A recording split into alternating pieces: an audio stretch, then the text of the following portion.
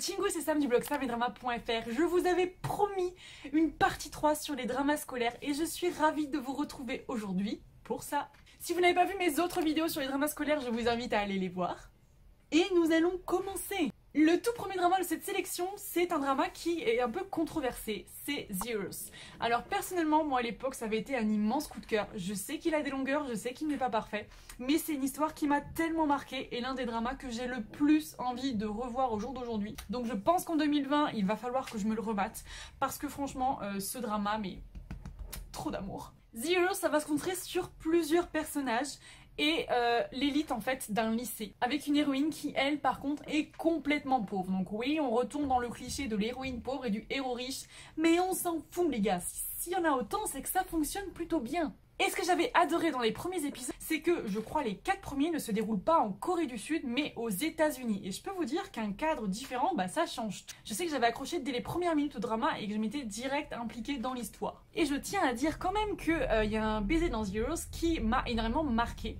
Et c'est la première fois d'ailleurs que je me disais waouh, même dans les dramas, des fois ils s'embrassent avec la langue. Enfin, en tout cas, ça y ressemblait. Et on a un triangle amoureux, mais qui m'a rendu complètement dingue. Et je dois vous avouer que même si j'étais super fan du héros, moi j'avais un énorme second syndrome quand j'en ai rarement eu. J'étais tellement à fond sur Choi-Young-do les gars, mais genre tellement que quand j'ai eu fini le drama, j'avais carrément mis sa photo en fond d'écran de mon téléphone pour vous dire à quel point j'étais amoureux. Et je me disais que si l'héroïne n'avait pas voulu de lui, ben moi je me proposais les gars. En tout cas, vous allez être plongé dans un lycée pour riches où tout n'est pas tout rose et où quand t'as pas beaucoup d'argent, bah c'est un peu la galère pour toi de survivre. En gros, si vous avez aimé toutes les histoires d'Anna Yoridengo, je pense que Zeros, vous pouvez y aller, vous foncez, ça va vous plaire. Ensuite, je suis ravie, mais genre tellement ravie de vous parler de ce petit drama. C'est un drama japonais que j'ai vu il y a très longtemps. Mais genre vraiment longtemps, et qui raconte l'histoire d'une jeune fille qui vient de perdre ses parents dans un accident de voiture et qui décide de continuer à s'occuper de leur restaurant de nouilles. Pourtant, un étrange et mystérieux majordome vient la voir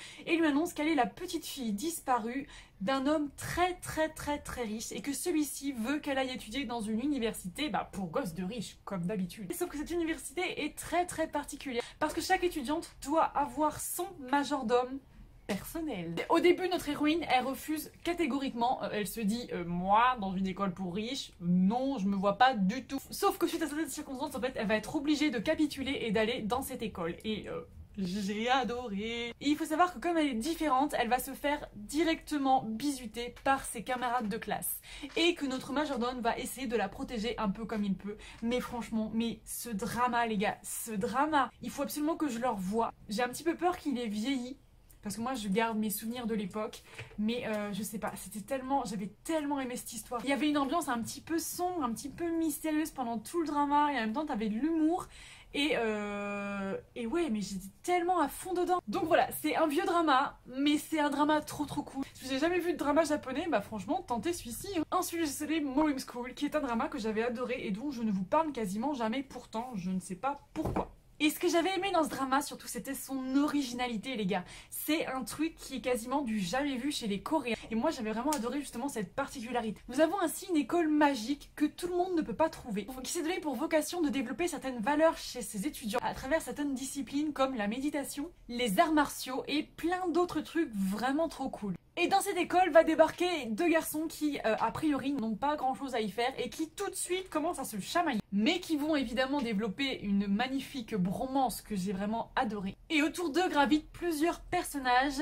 et notamment une héroïne que j'ai particulièrement aimée et que j'ai retrouvée plus tard dans Save Me avec grand plaisir. Le petit bémol de ce drama, c'est que tu découvres les choses vraiment longtemps avant les personnages et que t'as l'impression qu'ils sont un petit peu lents à la détente. Ou alors c'est qu'on te donne trop d'infos, je sais plus. Que les effets spéciaux sont pas hyper fous et qu'il y a beaucoup de fanservice. Moi, c'est les petits points négatifs que je retiens de ce drama. C'est peut-être pour ça que je vous en parle pas autant que d'autres par exemple.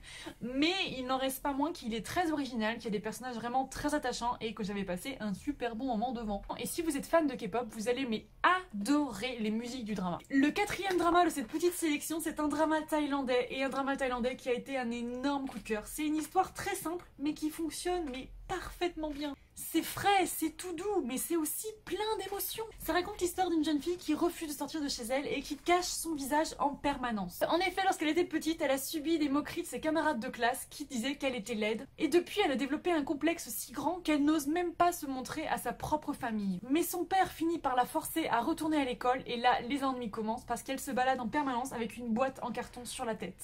Mais elle va faire la rencontre de deux beaux garçons qui vont changer sa vie à jamais. On rit beaucoup parce qu'on a un humour vraiment délirant qui personnellement me correspond super bien. Les musiques, les bruitages, tout, enfin je trouve ça trop chou. Mais en plus du rire, vous allez même pleurer dans ce drama parce que franchement c'est hyper touchant. Et le triangle amoureux les gars, mais oh my god, j'étais tellement fan. Ce drama, mais c'est tellement un coup de cœur. Si vous voulez tester les dramas thaïlandais, vous pouvez clairement commencer avec celui-ci. Il est super mignon, il est super émouvant et on a une histoire d'amour, mais c'est de la folie. Bref, vous avez compris, je suis totalement fan. Je crois que de cette sélection de 5 dramas, c'est lui mon préféré. Dans les 2 vidéos précédentes, je vous ai déjà parlé de cette histoire et là j'ai choisi de vous parler de la version coréenne, à savoir Boys Over Flowers. Évidemment, comme toutes les autres versions, ça raconte la même histoire. C'est une jeune fille de milieu modeste qui intègre une école pour riches et qui va se mettre à dos le leader du F4, un groupe qui dirige l'école. Donc ça fait longtemps que j'ai vu le drama, mais il m'a marqué de manière indélébile. C'est une de mes versions préférées, même s'il y a eu quelques longueurs dans la deuxième partie. J'avais adoré le casting. C'est le drama où j'ai découvert Imino et franchement, rien que pour ça déjà, magnifique. J'avais vraiment adoré la romance et notre couple principal, il dégageait vraiment quelque chose d'hyper fort et je sais pas, moi j'étais tellement à fond avec ce héros insupportable, avec cette héroïne qui se bat contre tellement de choses en même temps. Donc voilà, si vous n'avez pas vu la version coréenne mais que vous avez aimé les autres, vous ne pouvez que aimer celle-ci et moi je vous la conseille parce que je l'avais beaucoup aimé. Donc voilà, c'est tout pour moi, n'hésitez pas à me dire en commentaire vous si vous avez vu ces dramas, si vous avez aimé ou non et pourquoi. Et moi je vous fais plein de bisous, je vous dis à très vite pour une prochaine vidéo. Ça va, Popo, bye bye.